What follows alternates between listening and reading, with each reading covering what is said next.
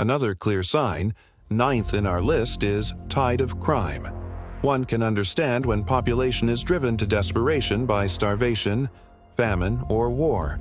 But in case with declining civilization, it's rarely the case.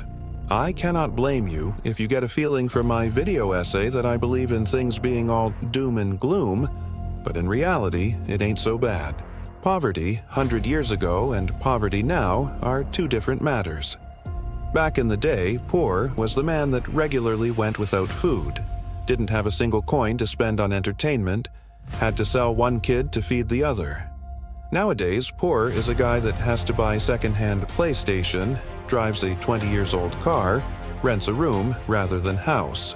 And yet, despite clearly improved conditions, if we look around us, we see street gangs, random and unnecessary crime and violence, prisons packed to their maximum capacity, absolute disregard for any authority even in countries where cops are quick to draw guns. No one starves, everybody has access to entertainments of every kind, government hands out resources for free, and yet many people act out. It is hard to comprehend why it happens, but I will talk about how I see it.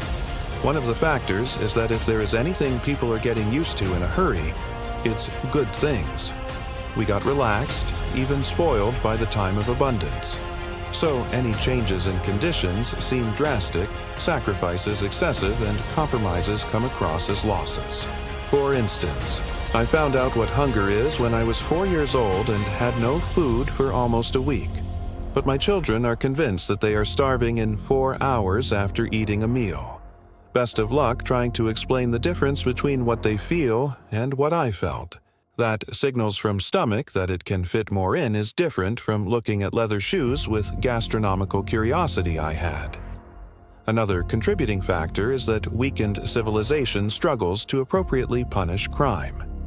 Every country is different, of course, but I am sure that many of my viewers will agree. Current punishments do not, on one hand, work as a deterrent to perpetrators, and on another hand, don't give sense of justice served to victims. Many young people actually want to spend time in prison. They view it as something to be proud of, as an achievement, rather than something to fear or feel embarrassed about. I personally came across it and was shocked. Several years ago, I was called up for jury service. Me and 11 other people were part of a trial over priests that ran boarding school for boys with mental conditions. It was almost a month worth of cringe. By the time it ended, I was ready to volunteer for being part of a firing squad. The defendant was found guilty of well over a dozen of crimes against children of the most unsavory kind. You would not believe his punishment, though. Less than 3 years of domestic arrest. You know, where he gets to chill in front of a TV and his victims, their parents, and other taxpayers get the honors of paying his every bill, including food delivery to his door. I bet his life never been better. Such examples show to the criminals that their deeds have little to no consequences, and show to the law-abiding citizens that they are on their own. Perhaps we should also take into account general detachment of population from wider issues. Most people are concentrated on avoiding any trouble and personal survival.